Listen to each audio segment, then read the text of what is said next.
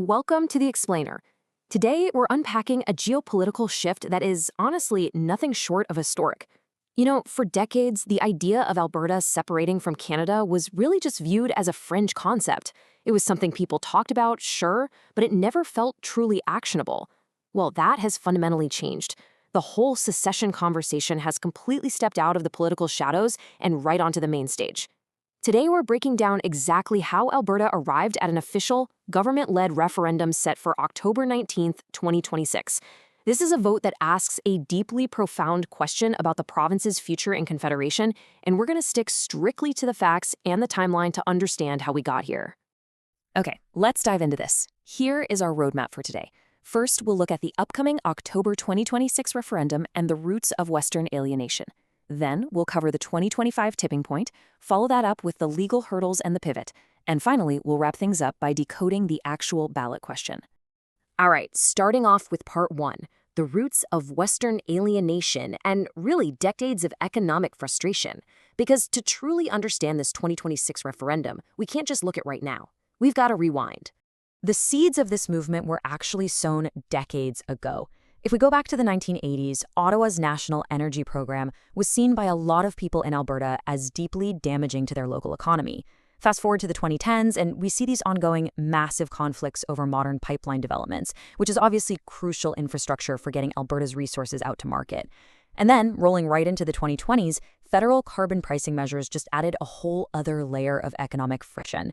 So what we're looking at here isn't sudden. It's a generational story. It's this persistent tension between federal policy over in Ottawa and Alberta's fiercely independent, energy-driven economy. And it all boils down to a concept you've probably heard of, Western alienation. It's essentially this deep-seated feeling that federal policies prioritize other parts of Canada at the direct expense of Alberta's economic engine. This isn't just some passing grievance either. This sentiment has been building frustration in the province for generations. A lot of Albertans have felt economically sidelined, and that long-standing frustration is really the bedrock of the current sovereignty push. Which brings us to part two, the 2025 tipping point and a massive surge in sovereignty pressure. So what actually turned all that generational frustration into an official referendum? To answer that, we just have to look at the immediate catalyst. The intensity of this whole movement shifted dramatically right after the 2025 federal election.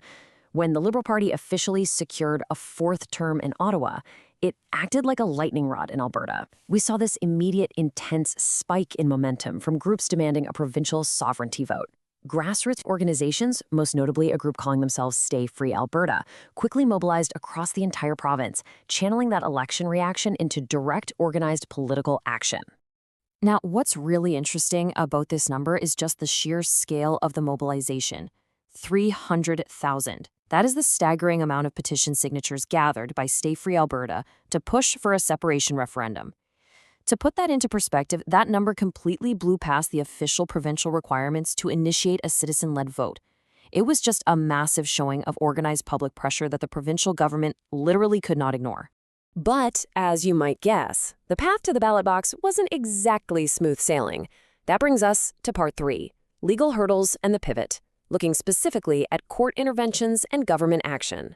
So despite pulling in those 300,000 signatures, the courts actually intervened. They blocked the citizen-led petition entirely, citing a failure to adequately consult First Nations regarding their established treaty rights. Suddenly, it looked like a total dead end. But instead of backing down, Premier Danielle Smith executed a major strategic pivot. Her government officially stepped in and introduced a new 10th question directly onto the upcoming October 19th, 2026 provincial referendum ballot. Basically, by making it a government-led initiative, she completely bypassed the legal hurdle that had stopped the grassroots petition in its tracks. All right, part four, decoding the ballot question, because we really have to ask, what are Albertans actually going to be voting on? Let's deconstruct the dense, official legal text that voters are going to face at the polls. Should Alberta remain a province of Canada, or should the government of Alberta commence the legal process required under the Canadian Constitution to hold a binding provincial referendum on whether or not Alberta should separate from Canada? Okay, that is a lot of legal weight and honestly a lot of syllables packed into one single sentence. It's highly specific and it requires some really careful reading to understand what power this vote actually holds. So the crucial point is this upcoming vote is completely non-binding, and that is a massive distinction. Despite all the intense buildup and the historic nature of the question, a yes vote on October 19th absolutely does not mean Alberta is packing its bags the very next day. This vote is not a legal trigger for immediate separation.